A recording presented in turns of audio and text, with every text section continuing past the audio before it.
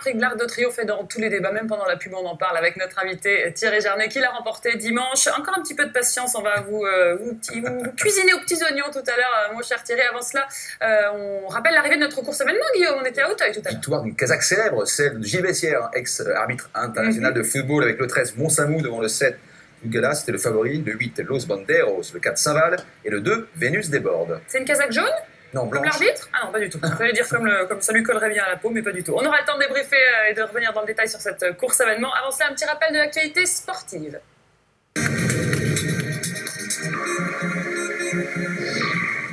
Et vous parliez d'arbitre avec Gilles Vessière, on va parler foot avec les Bleus. C'est le jour de la traditionnelle photo de classe ce matin à Clairefontaine avec toute l'équipe de France au grand complet. On va aller voir les joueurs qui prennent la pause, l'entraîneur Didier Deschamps, le staff, les sourires qui étaient de sortie. C'est pas la photo, mais c'est pas grave, parce qu'après la photo, il y avait une petite conférence de presse et vous voyez, tous les joueurs se sont gentiment prêtés au jeu des questions-réponses. Alors sachez que Kurt Zouma, l'international stéphanois, a été rappelé en renfort par précaution, car le défenseur Laurent Koscielny est incertain.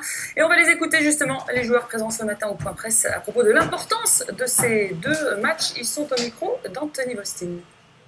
Tous les matchs amicaux sont importants justement pour cet indice. Donc voilà, c'est des matchs qu'on veut gagner. On est très motivé par ces deux rencontres. Ce sont des matchs très importants pour nous, pour notre confiance tout d'abord, et ensuite pour le classement FIFA. On va se concentrer justement sur ces rencontres-là pour essayer de bien jouer déjà et de les remporter bien évidemment. Il n'y a plus de matchs faciles. Il n'y a plus d'équipe, que ce soit l'Australie ou notre équipe, avec peut-être pas beaucoup de joueurs connus. Mais non, ça reste une bonne équipe, ils sont qualifiés pour la Coupe du Monde. Du foot au féminin à présent avec le début ce soir de la Ligue des Champions et comme leurs homologues messieurs, deux clubs féminins représenteront la France dans cette Coupe d'Europe. Vous le voyez, Lyon et Paris en 16e de finale aller. Les Lyonnaises qui auront à cœur de récupérer leur trophée qu'elles ont perdu en finale l'an passé. Les coéquipières de Wendy Renard se déplacent chez les Néerlandaises de Twente. Voilà pour les Lyonnaises. Et puis tirage plus difficile pour le PSG opposé aux Suédoises de Tirezo. Avec leur boulot, qui était d'ailleurs avec nous tout à l'heure au téléphone. On prend des nouvelles du tournoi de Shanghai en tennis. Ils étaient 4 joueurs français ce matin sur les cours chinois. Ils ne sont plus que 2. Le numéro 1 tricolore, Jo-Wilfried Tsonga, a montré la voie en s'imposant face à Andujar en 2-7, 6-3, 6-2. Pas de problème non plus pour Gaël Monfils, même si le score est un peu plus serré. 7-5, 7-6 face à Pospisil, je vais y arriver. Et puis en revanche, c'est terminé pour les deux autres Français.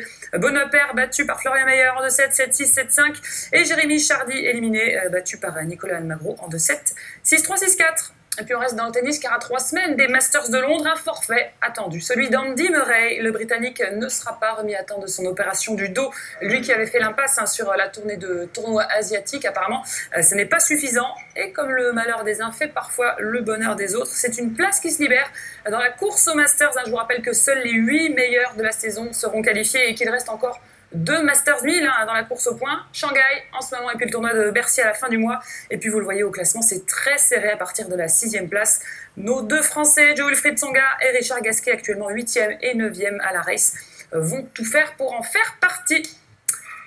Un championnat qui faisait sa rentrée hier soir, la Ligue A en volée, et déjà une énorme surprise avec la défaite d'entrée de jeu du double champion de France, Tours, pourtant grand favori, battu sur son propre parquet et en plus par l'un des promus de cette saison, c'est Lyon. Les Tourangeaux ici en blanc se sont inclinés en 4-7, privés de leur joueur cadre, David Konecki et Nuno Pinheiro. Et parmi les autres résultats, on attendait beaucoup de Montpellier, entraîné par Philippe Blain. Les Hérotés se sont logiquement inclinés sur le parquet de Paris, vice-champion de France. Et puis autre résultat, la victoire de Rennes à l'extérieur ou encore le choc entre Cannes et Narbonne, remporté par les Cannois. Allez, retour aux courses.